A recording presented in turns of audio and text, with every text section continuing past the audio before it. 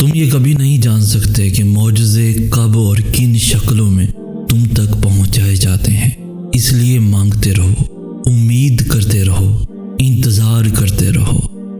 جب تم اللہ کے فیصلوں پر خوش ہونا سیکھ لیتے ہو تو وہ تمہیں بھی تمہارے فیصلوں سے نواز کر راضی کر دیتا ہے۔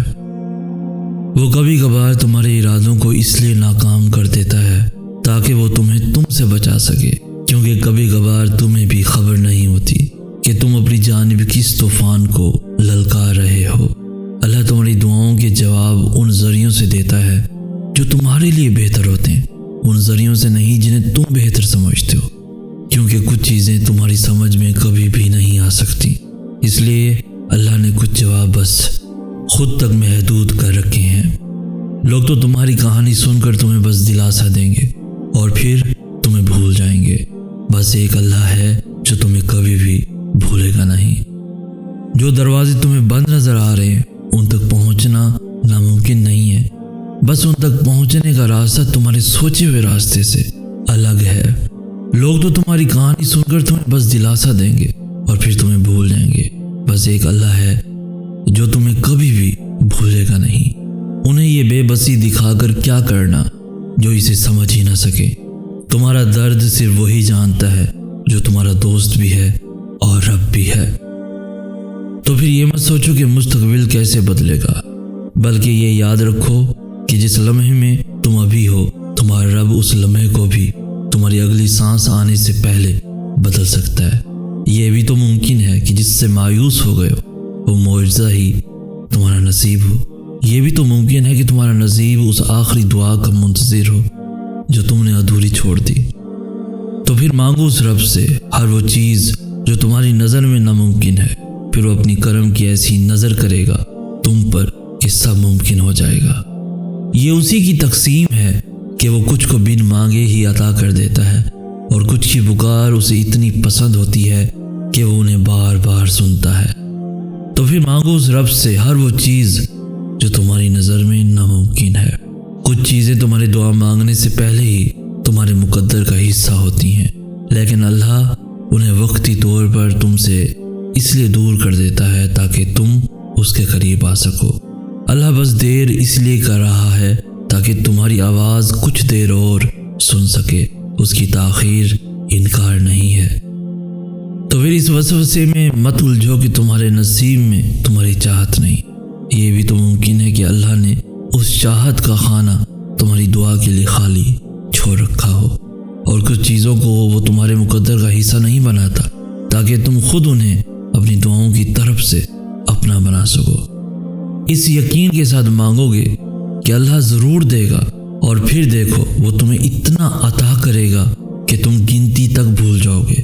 جب بھی اداس ہونے لگو تو خود کو یہ یاد دلایا کرو کہ جس نے مشکل دی ہے اس نے مدد کا بھی وعدہ کر رکھا ہے۔ وہ تمہارے ہاتھوں کو تب تک خالی نہیں کرتا جب تک وہ انہیں اور بہتر چیز سے بھرنے کا ارادہ نہ کر لے۔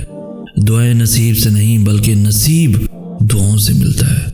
وہ تمہاری طرف سے کیسے ناواقف ہو سکتا ہے جس نے تمہاری تخلیق سے پہلے یہ فرما رکھا ہے، اور ہم تمہاری شاہرگ سے بھی زیادہ تمہارے قریب ہیں۔ اور جس دن اللہ تم سے راضی ہو گیا اس دن تم اپنی ان اداس آنکھوں سے ہی اپنے نصیب کا بدلنا دیکھو گے اور خوش ہو جاؤ گے۔ تم ان کھوکھلے لوگوں کے عارضی وعدوں پر تو یقین کر لیتے ہو، پھر اللہ کے سچے اور دائمی وعدوں سے نا امید کیوں ہو جاتے ہو؟ جب تم درد کی حالت میں اللہ کو پکارتے ہو تو تمہاری آواز ان 7 آسمانوں میں تب تک گونجتی رہتی ہے جب تک کن نہیں فرما دیا جاتا۔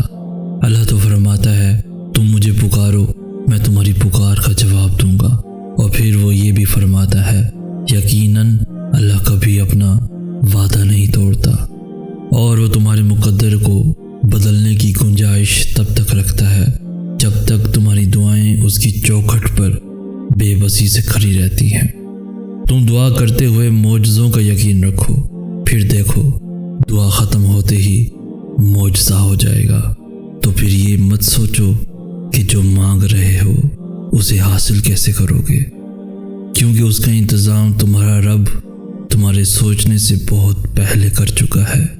جو تمہیں بے چینی میں مبتلا کرتا ہے وہی تمہارے لیے اس بے چینی سے تسکین بھی نکالتا ہے، اور پھر وہاں سے راستے بناتا ہے جہاں سے تمہیں امید بھی نہیں ہوتی۔ تو اگر تم چاہتے ہو کہ وہ تمہاری دعاؤں پہ راضی ہو جائے تو پہلے تم اس کے فیصلوں پہ راضی ہو جاؤ اور اس کے مقرر کردہ وقت کا انتظار کرو۔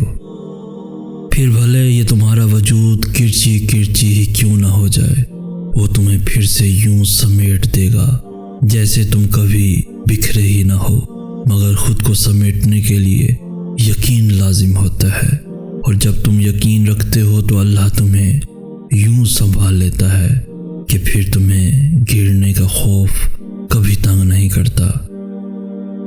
وہ جبار ہے، وہ ہر اس ٹوٹی ہوئی چیز کو پھر سے جوڑ سکتا ہے جس کا جڑنا تمہاری نظر میں ناممکن ہے۔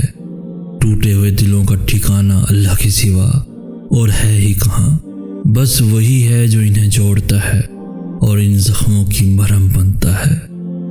اگر درد رات بھر سونے نہیں دیتا تو جان لو کہ وہ منتظر ہے تمہارا، اور اگر اللہ تمہارے مقدر کا فیصلہ تمہارے ہاتھ میں بھی تھما دے تب بھی تم اپنے لیے وہ نہیں سوچ سکتے جو اللہ نے تمہارے لیے سوچ رکھا ہے۔ تو پھر صبر کرو، کیونکہ جب اللہ تمہیں کنارے پہ لا کر کھڑا کر دیتا ہے تب وہ یا تو تمہیں تھام لیتا ہے یا اڑنا سکھا دیتا ہے۔ یوں وہ تمہیں تمہاری من پسند چیز کو کھو دینے کے خوف سے گزار کر اپنا آپ یاد کرواتا ہے۔ یہ اسی کے فیصلے ہیں کہ وہ تمہیں کب اور کیا دیتا ہے۔ تو پھر یہ کیوں ملا اور وہ کیوں نہیں ملا، یہ سوچنا تمہارا کام نہیں ہے۔ تمہارا کام بس دعا کرنا ہے اور یقین رکھنا ہے، کیونکہ تم خود اپنے لیے اچھے یا برے کا انتخاب نہیں کر سکتے۔ تم خود ہی خود کے ساتھ ناانصافی کرتے ہو، اللہ تمہارے ساتھ کبھی ناانصافی نہیں کرتا۔ اور جب تم یقین رکھتے ہو تب وہ وہاں سے تمہارے لیے وسیلے بناتا ہے جہاں سے تم سوچ بھی نہیں سکتے۔